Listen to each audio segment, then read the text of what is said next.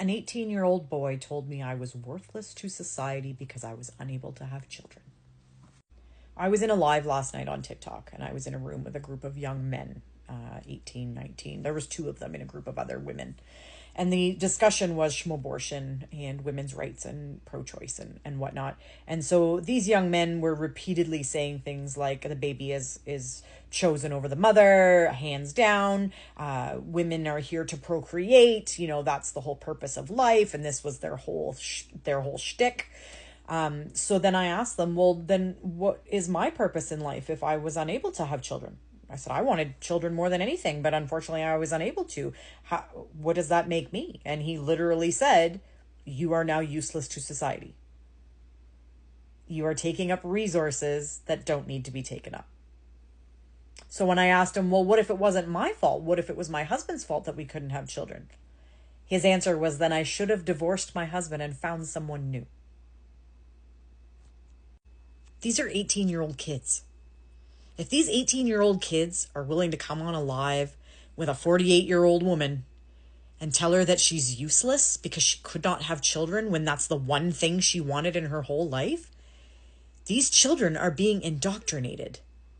These young men are listening to these podcast bros and Charlie Kirk and Jordan Peterson and Joe Rogan, and they're listening to these macho bros talk about how awesome and the girls and the money, and that these young men want to be just like them. So they've got them convinced that young white men are oppressed and that women hate them because they don't have the money and the cars and the whatever, and convince them that unless they're rich, they'll never have a woman. So now they're in total despair because they think that women hate them because of that.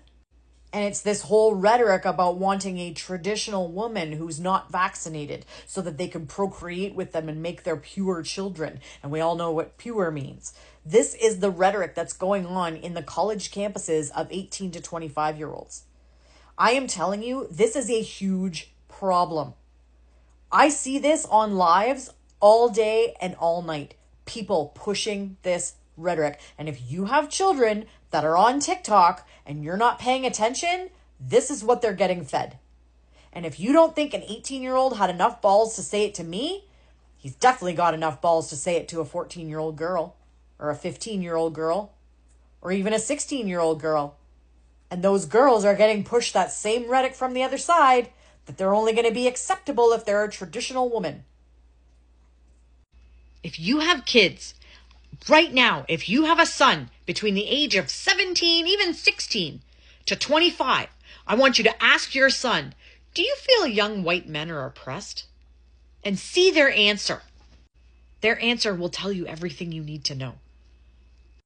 This is the next generation. This is the next generation of voters. Because if they target them at 16 years old, by the time they're 20, they can vote in the next election. This is what they're doing. It's not just Trump that's the biggest threat to democracy. It's this fascist rhetoric. Trump's just the puppet in the front. Talk to your kids. Talk to your kids now. Talk to your kids about the things that weren't acceptable to talk about years ago. When I was a kid, we weren't supposed to talk about SA. We weren't supposed to talk about grape. We weren't supposed to talk on abortion. We weren't supposed to talk about pro-life, pro-choice. Heaven forbid we talk about someone who was gay or bi or transsexual. That was just crazy talk. Don't talk about Indigenous peoples and the right to the land that they have. Don't talk about any of these things. These are not acceptable things to talk about in public. We need to start talking about it in public.